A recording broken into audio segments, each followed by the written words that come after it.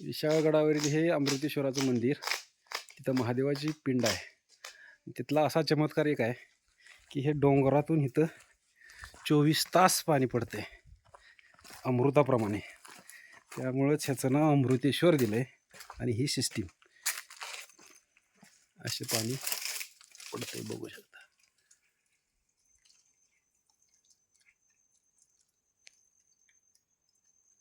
मोठं पण लावा त्याला.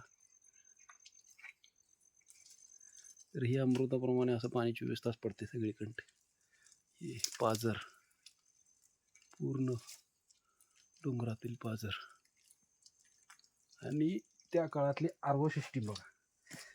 इथून इथं पाणी असं येते डायरेक्ट इथं ह्या चौकात. हा चबुतरा भरल्यानंतर त्याच्या कडनी ज्या ह्या रेषा आहेत ना, ह्या रेषा, यातून पाणी फिरतंय ते फिल्ट्रेशनसाठी. इकडून हे भरल्यानंतर यातून परत हे इथं येऊन असं ह्या मार्गी परत ह्या बारक्यात जेवढा वर पाझर आहे तेवढाच त्यांनी आउटलेट इकडं काढले. आणि असंच पाणी जाऊन हे इकडं बघू शकता तुम्ही. हे अशीच लांबपर्यंत अशीच रेषा आहे. आणि हे जाऊन हे पाणी ह्या टाक्यात जाते. ह्या टाक्यातलं भरलेलं पाणी परत त्या कोपऱ्यातून खाली जाऊन इकडं फिल्ट्रेशन होऊन इकडं जाते, जेणेकरून इकडं महाबळेश्वराची पिंड आहे. तर हे अमृताप्रमाणे तिकडं पडणारं पाणी हे असं येते. असंच परत इथून इकडं इथं हे असं जाऊन हे एक बघण्याजोग आहे आणि विचार करण्याजोग गोष्ट आहे ह्याची.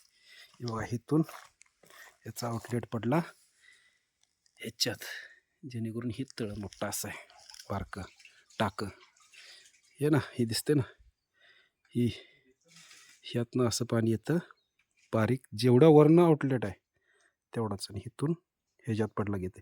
आता हे टाके भरल्यानंतर वरचं परत ह्यातून इकडं आउटलेट काढले बघा. ती आपला आत्ताचा आर-ओ फिल्टर, त्या काळातला हा आर-ओ फिल्टर, वॉटर प्युरिफायर सिस्टीम त्याला आपण म्हणू शकतो. तरी अशा प्रकारचं परत ह्या ज्या येणार ह्यातून परत इकडं पाण्याची 3 प्रकारे त्यांनी प्रत्येक किल्ल्यावर तुम्हाला बघायला भेटेल. पाण्याचे 3 प्रकार केलेत. एक स्वच्छ पाणी, एक वापरातलं पाणी, त्यानंतर एक जनावरासाठी. असं प्रत्येक किल्ल्यावर हे तुम्हाला सिस्टीम बघायला भेटेल. तीच ही सिस्टीम आहे किल्ले विशाळगडावरील. आता मार्च महिना आहे, उन्हाचे दिवस आहेत, पण पाणी एकदम प्युअर. आर-ओ सिस्टीम, सगळ्या मिनरल्स त्या पाण्यामध्ये मी पिऊन बघितलं जस्ट आत्ता. तर हे असा सिस्टीम आहे बघा. आर-ओ लांबून तुम्ही बघू शकता. किल्ले विशाळगडावरच बघायला भेटेल तुम्हाला. चारी बाजूनं बघितला असा तर तुम्ही कुठेही तुम्हाला पाण्याचा ठेंब भेटणार नाही. असं कडकडीत उन्हाळा असं आहे. पण तुम्ही तिथं या अमृतेश्वराच्या मंदिरापाशी आला तर तुम्हाला खरोखर अमृतच प्यायला मिळेल. किल्ले विशाळगड, त्यासाठी तुम्हाला हे किल्ले विशाळगडावरती यायला लागेल. हे किल्ले विशाळगडावरील अमृतेश्वर मंदिर, त्याला कदाचित महाराजांनी ह्या अमृतासारख्या पाण्यामुळेच त्यांना नाव दिलं असेल, अमृतेश्वर. तर हे बघू शकता, ही जेवढं वरचं जी भाग आहे ते पूर्ण तिथं झरा आहे, झरा टाईपचं आहे. टोटली पाणी तिकडून येते वरनं.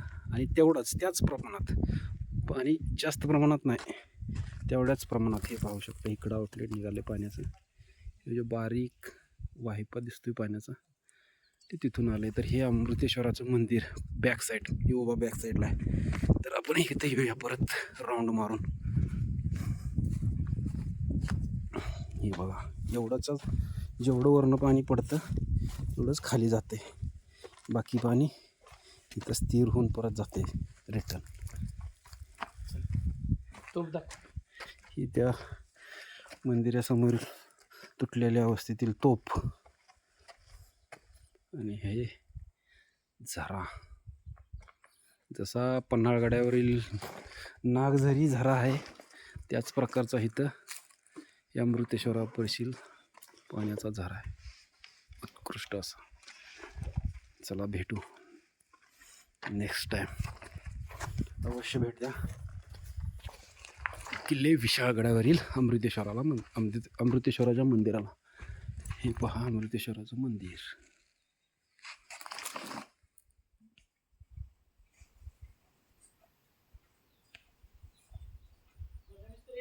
शंभो